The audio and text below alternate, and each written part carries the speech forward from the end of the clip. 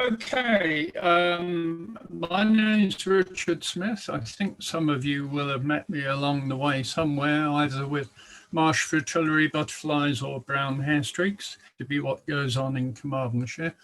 I'm part of the volunteer side of butterfly conservation, so the South Wales branch, and I lead quite a number of butterfly projects, probably far too many, but that's another matter. I'd like to think, and Liam's talk is fascinating, and it's fair to say that we were going to have a joint project together had it not been such a slightly restricted summer, with the scabious and the marsh fritillary and the bees being a common factor. Hopefully you will find what's coming something that you can rush out and do first thing in the morning at first light, and you'll find the single species that we're hoping you'll find with a magnifying glass and a camera tomorrow or whenever, anytime between now and the end of March, early April. So anyway, brown hairstreak is the butterfly.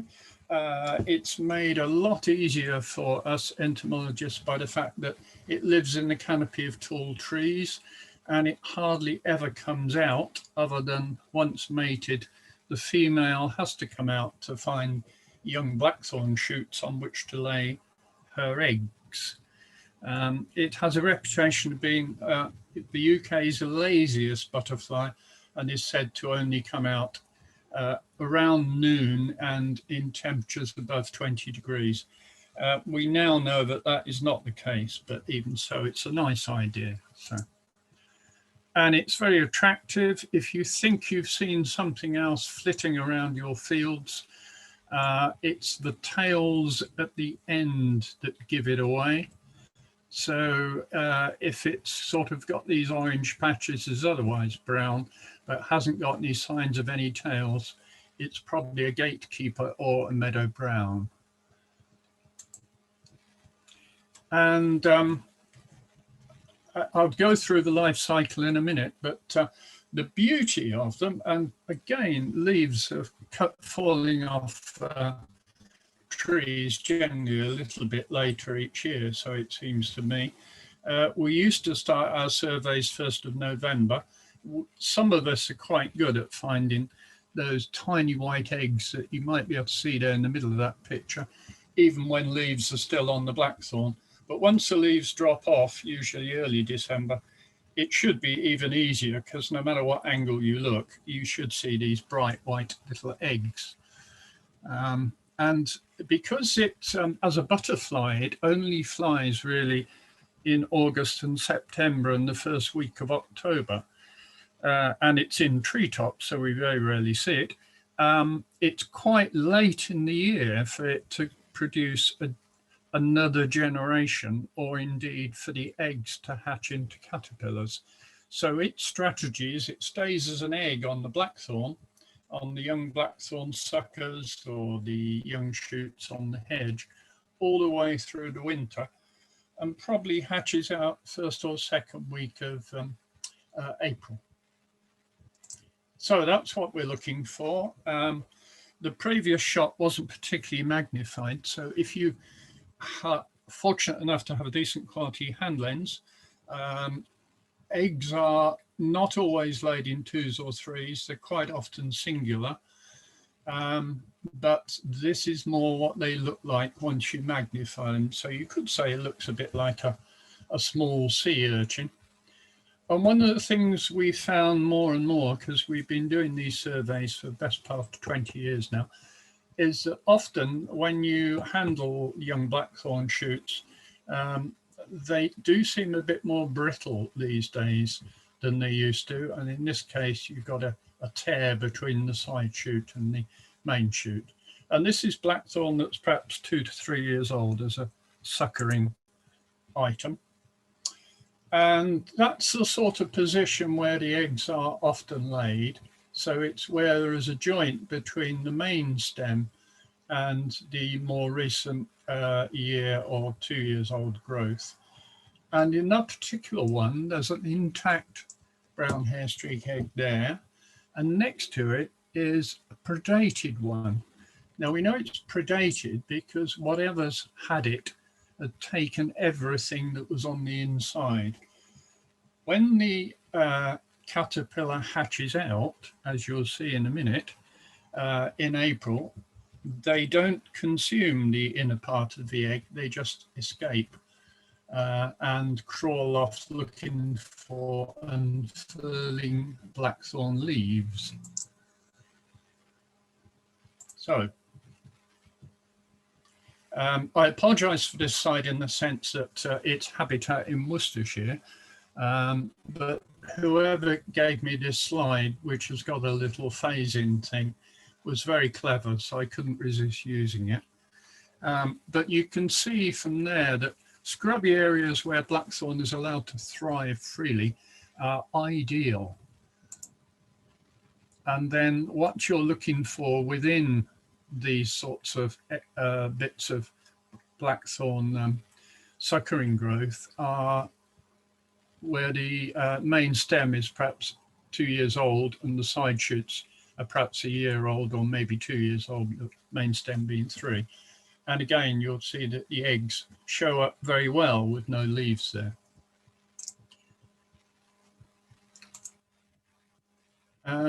This bit most people find quite fascinating. I don't know if you can see there, a caterpillar is emerging from the egg, obviously all highly magnified. And it sort of flops out. Now at this stage, it is literally 2 or 3 millimeters long. And it has, you can see there, it hasn't really made a big impact on the contents of the egg. It probably eaten some while it's been in there as a tiny caterpillar. Once it's out, it's off.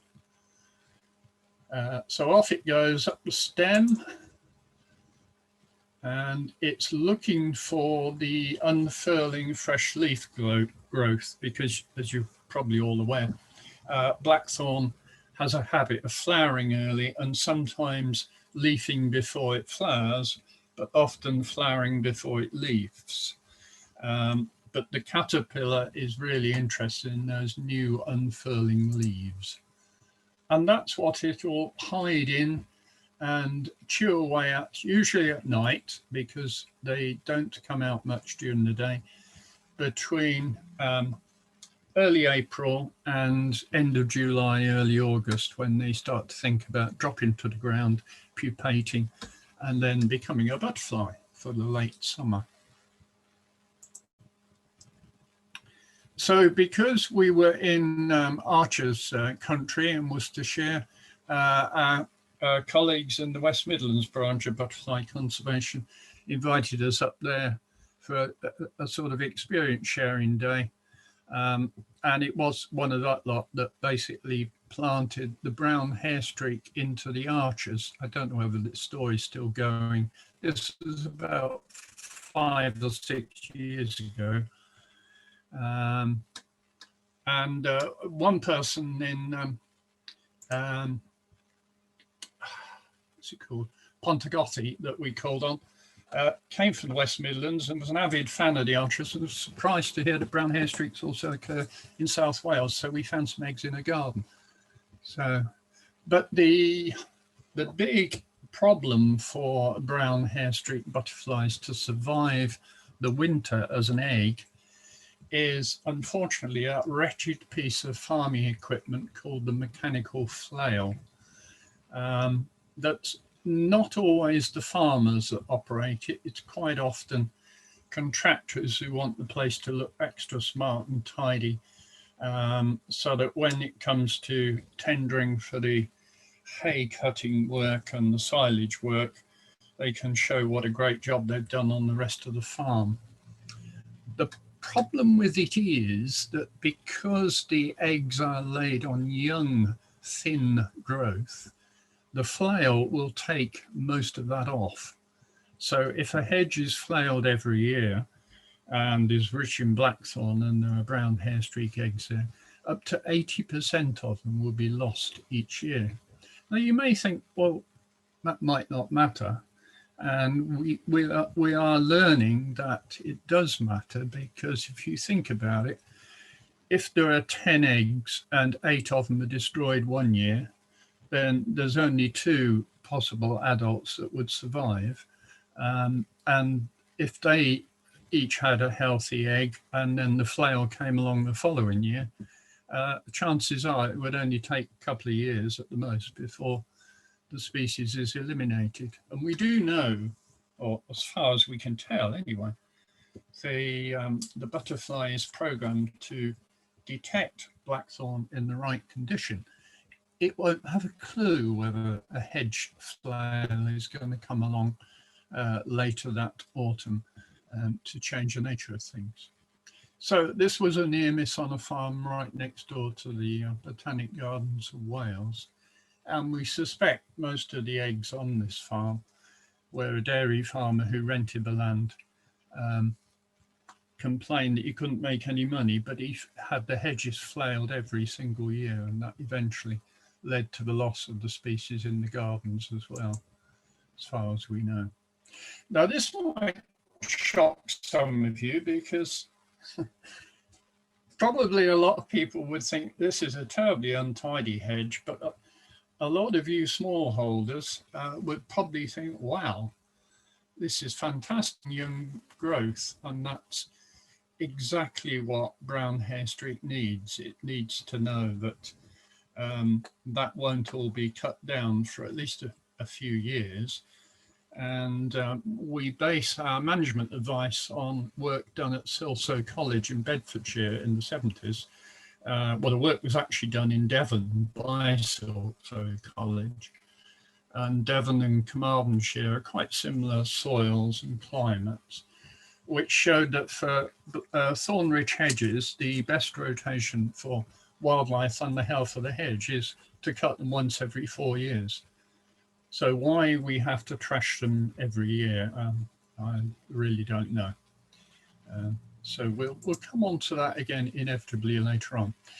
So we started a program of looking for these eggs in places where the species used to be recorded, which are very few in the 1970s.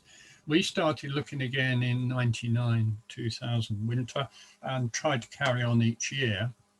And that's a couple of our surveyors. Some of you might recognize George Tordorf, who still works for us, but now on moths. He's defected to moths, I'm afraid. And Mark Lunn there looking for brown hairstreak eggs. And initially we were really quite impressed that we were able, in the first few years, the noughties, if you like, there had been a 35% reduction across the range of this species based on 10 kilometre squares in Wales, and it only occurs in southwest Wales at the moment. Carmarthenshire had 19 of the 26 occupied squares, and in the meantime it had been made a biodiversity action plan species. So in our survey strategy, we set out not only to monitor strong sites on a regular basis, either every year or every 2 years, but also to try and investigate new areas where we found some eggs and tried to gauge the extent of the egg density in up to a half a kilometre radius. And again, that produced some interesting feedback. So just to quickly whiz through the ecology. So it's a tree canopy species, hardly ever seen as an adult. Some people are very lucky. It lays its eggs low on young blackthorn growth in hedges or scrub, best surveyed by egg searches in the winter. The egg stage runs from September to April, 80% loss by annual flailing. And this is quite an important point. Populations can spread over several kilometres from what we call assembly trees. So when the eggs, when the chrysalis hatch into butterflies and they're spread over a few kilometres, they somehow instinctively know to fly to certain trees where they will meet the members of the opposite sex. And these are called the assembly trees. We don't fully understand those yet. They tend to be ash or oak trees. and they tend to be at least 30 foot high, often with crowns that are in the sun and are sheltered by taller trees around them, but still nonetheless get the sun. So that's another ingredient that's necessary. Another factor which we really prove more and more so, I think, is that the current range is all of the eggs that we find in the last 5 years, say, have been below 500 foot altitude, and probably more than 90% of them are below 300 foot or 100 meters altitude. So that's why it tends to follow mature and mid stages of river valleys like the Towy, the Tavy, the Cunnan down the other side of Carmarthen, and the Cleddau in Pembrokeshire. So the critical thing is to have unflowered young blackthorn for 11 months of the year. So you can understand why with modern farming, where everything's done by machine in air-conditioned cabs with classic FM playing in the background, and the farmer often doesn't know that his tractor or his combine harvester is on fire because he can't actually feel it. There is plenty of scope for damage to the habitat, unfortunately. So again, the reason we relied on smallholders to be the salvation with these things, as you are with lots of things, you tend to leave hedges and scrub lightly managed, which is fantastic. So you're the mainstay of brown hairstreaks, and butterfly conservation can help you with egg counts and advice and bring practical help sometimes with coppicing or clearing of invasive bramble. And this is the big no-no, really. I can't think of anything less useful to wildlife than a hedge like that gets short back and sides every year. You can see through it. All the rubbish in the bottom is about the only thing that's providing a notable eyesight feature. There's an ash tree there which could, if this was an unflailed hedge, be an assembly tree for brown hairstreak. So this was the distribution up to and including, I think this is 1995, and this is a UK distribution. So what we now know, and I'll go through this again in a bit more detail in a minute, the population as was then in Southwest Wales has now started to decline, whereas the population in Worcestershire, in Oxfordshire, in Surrey and Sussex, in Wiltshire, Somerset, I'm not sure about Devon, but most of these are showing signs of expansion. There is also a population around the, I can't remember the name of the place, the Burren in Ireland, but it's very much a southern Britain distribution species and quite disjunct. It doesn't always have a joining site. So by August 2010, we thought that the 10 years of searching for eggs in new places, old places, was looking quite good. And if you look at it on these are tetrads, they're 2 kilometre squares. If you look at the bright green ones, they're all the ones where there's been records of brown hairstreak since 2005. So if you're in 2010, you might think, well, that doesn't look too bad. What it doesn't tell you, and this becomes more of a factor as time goes on, is negative records, because people sometimes have a lot of trouble sending positive records to record centres, and I'll put my hand up as being one of them, although we are quite well organised with this species. But what we began to realise fairly soon after this, I'll skip that map, is that negative records, where we go and we search and we don't find, start to tell a slightly different story. Now, I don't know whether can I move this block of Hey, sorry, folks, hope that doesn't hurt. We managed to produce a graph of the habitat quality according to the density of brown hairstreak eggs per metre of habitat, in other words, per linear metre of blackthorn. And after 7 years of consistent research, so 2005 through 2012, the bottom line there, the grey one, is the totality of all the 30 brown hairstreak sites that we monitored every year. And that shows the lowest position. Then at the other extreme, the yellow line, which is highest on that graph, is the average of all the sites which are managed either by Butterfly Conservation or the Wildlife Trust, or in a couple of cases by very enthusiastic owners. The egg density, you know, that we've expressed that as a number of meters you walk before you find an egg, is far better than the average, or indeed other managed sites like Cumdy Hain, which is the light blue there, which we did manage, but that's a huge site, so we just pulled that out separately. So in 2012, we started to think, well, there's probably not a lot we can do about the, well, that's not quite true actually, because in 2008, we raised the matter of the slaughtering of hedges with the Welsh Government at their invitation at a Pembrokeshire Nature Partnership meeting, as was then.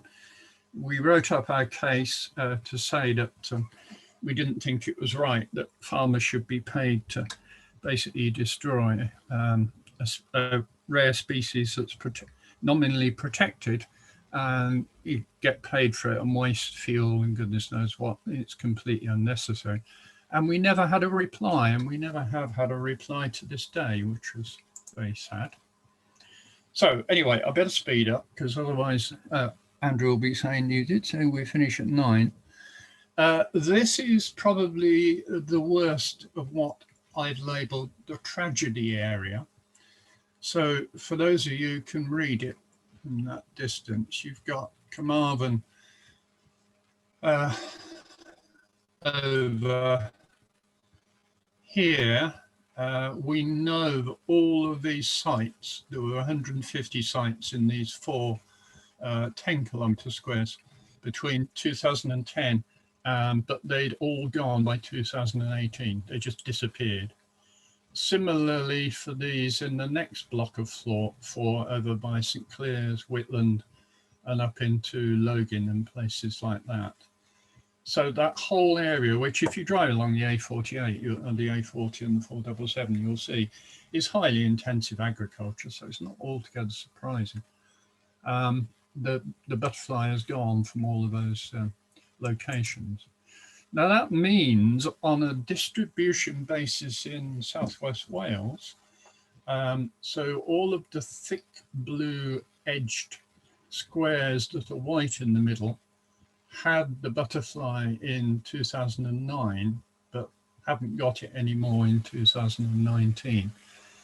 So when you look at that top end, well, up around Myzocregiae, in the Upper Tavy, parts of the Upper Coffey, Upper Towie, Killicum, Llandovery, Llangadog, and all of this blob in the middle between Pontargothi and Narberth.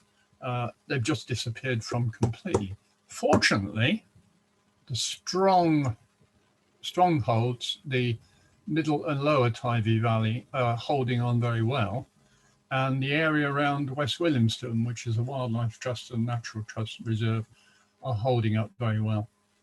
I'll come on to this little area in a minute, because this is where, if any of you live there, you'd be quite... This is just a list of the sites, and all the ones, these are Carmarthenshire sites that were quite big in 2010, and all the bright yellow ones have now disappeared completely, according to our last visit. So we won't dwell on that. But what we're doing this year, we only know of 3 farms, one just off the A40 at Melin Bryn Havod, and a farm next door to it that have still got brown hair streaks. And also just up here in Talliaris, they've still got brown hair streaks. Ironically, most of them are on the land belonging to the wife of a couple who are in the process of getting divorced. And I think the husband wants to get his hands on those fields and tart them up. So who knows what we'll find this year. But that area bounded by light green, we're targeting particularly that area to see if we can find eggs this winter. And if you can help out, that would be absolutely brilliant. And if you're fed up, as in fact a retired dentist that I spoke to near Broadoak recently said to me, he said, well, I've owned my field opposite my house for 20 years, and somebody comes along and flails the inside and outside every year. They never say who they are, and they never send me a bill. And it does make you wonder what kind of routine we're dealing with. But when I put one of these signs up on the gates, whoever the individual was, and he's retired now, and I better not say anymore, did actually ring our office number to try and find out what it was all about. So, and if you want to specifically stop people going in a particular field, we can get you some A4 size laminated cards that you can put up to try and protect that situation. So what we're asking from you, please, if you would, is if you've got fields or access to fields or public footpaths, dog walks, you regularly do, where you know there won't be a problem with you just poking around the blackthorn, have a look, because as I say, between now and early April is when you'll like to see the eggs. Even once the blackthorn bursts into bloom, even if it's early, you could theoretically still find the eggs, because they're just a bit more difficult to see, but they are there. If you've got a hand lens that you can hang around your neck, like George has in that right-hand photo, and probably Debbie has in the left-hand one. It's not compulsory to wade through a river, by the way, to get to these sites. But if you've got a hand lens and a camera and can send us the photograph, if you're not absolutely sure it's a brown hair streak egg, we can confirm it for you. And this is just to show also that if you want to get more deeply involved, it's a good way to get some exercise in the winter. This is how we got involved, because it gets you away from a computer screen. And these are various of our regular work gang that we've had over the years. So I've put my email address there, rgsoverton@gmail.com. If anybody doesn't remember it and you can't find it, I'm sure Andrew will be happy to circulate it somehow or other. But we really would like, if you feel able and are fed up with not being able to do a proper Christmas, if you can find some of these, we could have your name in lights. So thank you very much indeed for listening.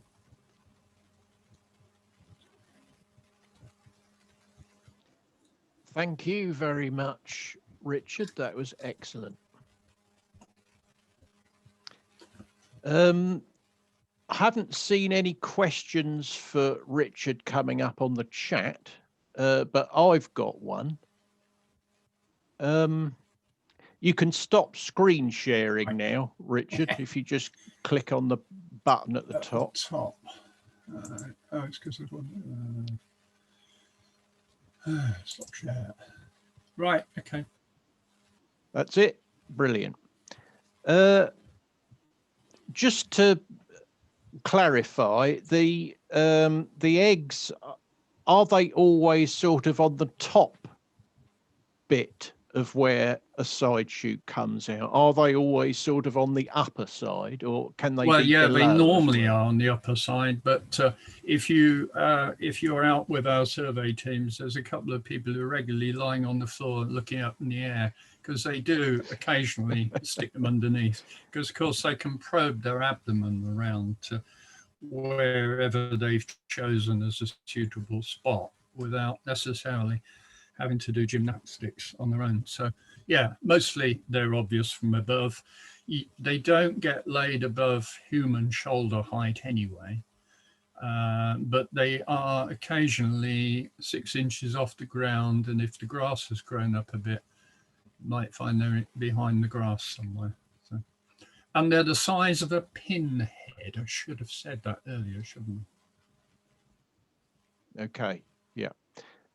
You've already answered the other question I was going to ask. Do you get them higher up in bigger blackthorn growth? But you just said you don't get them over shoulder height. So that's quite useful, Yeah. really, because you don't have to poke your eyes out trying to climb up a blackthorn Or tree. if you're one of our colleagues in Oxfordshire, where they've also got black hairstreak, that does lay its eggs 12 foot up. And so people go around with pairs of step ladders. I really Right. wouldn't fancy that personally with the soggy ground that we have. But... Question here from Isabel. All right. Will ash dieback affect the local populations in Carmarthenshire as they're used as mast trees? We think so. We haven't got enough evidence of which trees are master trees. We've identified one at the Museum of Childhood, which is a regular site we go to. We've identified one at West Williamston, which is in Pembrokeshire. And we did identify one at Cumdy Hain, from which they are now extinct, as far as we can tell. It's not easy to identify a particular master tree that is being used, and you're most likely to spot them if it's a big site where there's a lot of activity. But to give you an idea, if you have your deck chair, your bottle of wine, your south-facing view on a sunny afternoon in August or September, and you do manage to stay awake with your telescope or binoculars, in say 5 or 6 hours, you might see half a dozen hair streaks in the canopy of a tree from great distance. If you've only got half an hour to spend, chances are you won't see them. So it's difficult to get evidence, but theoretically, I think it's highly likely. But we do know that the assembly tree used at West Williamston at the moment is a very mature oak. So they're not restricted to ash, but of course ash is a very widespread woodland valley plant in Carmarthenshire. So it could well, there's lots of things against brown hairstreak. There could be climate change effects, which we're not able to understand as yet. The curious thing, incidentally, while I think of it, is that we've had one additional 10 kilometres square added to the distribution in the last 10 years. And that's to the south of Castlemartin, at a place called Freshwater East. And nobody knows how they got there, but they've been there 2 years now, and they seem to be doing okay. So unfortunately, we haven't got the history, but if there's a shift in range, the signs are so far that they're moving south, which doesn't seem intuitively right somehow. So lots of things still to discover. Well, it does seem odd if they've got overwhelmingly a sort of southern distribution. You'd think if the climate is warming, they would be moving northwards, possibly. Yeah. You know, we don't know it's Carmarthenshire farmers that's the main issue, but there are so many factors that are almost certainly acting in combination. It's not got a lot going for it on its side, but we're determined now with that upper, well, it's not really upper, but the area between Kilsandbridge and Talliaris to try and find some more sites, because if those 3 sites we do know about at the moment, if they disappear, then we'll probably lose that whole Towie Valley population, which would be tragic. And we can manage them to keep them in good condition, at least temporarily, providing the landowner is willing. So. Various comments here. Jessica says she's going to go out and look for them tomorrow. Hooray, well done. Blue Peter badge. Yeah, thank you for that. Jessica, sorry, carry on. I was just going to say, seriously, it was George Tordorf, and we all know George Tordorf's got quite a sharp eye, but he was just on a family holiday down at Freshwater East, and he was waiting for 10 minutes for the rest of the kids and what have you. And he started looking at blackthorn bushes, not expecting to find anything there, and there they were. And this has happened before, so we don't yet know where all these pin-sized items are across the whole of Carmarthenshire or David or whatever. So we've just got a good idea, that's all. Another comment from Perks. Many sites on Salisbury Plain have good populations of brown hairstreak, but few master trees. Yes, that's interesting, isn't it? Yeah. Yeah. But I think they would use assembly trees on the edges of woodland blocks. So if they retain woodland blocks, and if it's, I haven't been Salisbury Plain, I have to say, but if it's like Carmarthen, they need things that when they go bang, bang, pop, pop, they can sort of cause a bit of an incendiary with and a bit of an obstacle.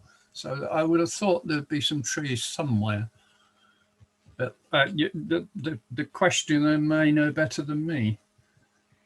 And one last one from Jessica. What's the best hand lens to buy for this purpose? Yeah, well, I noticed the other day that opticians are selling them at up to £42, which just seemed a bit over the top.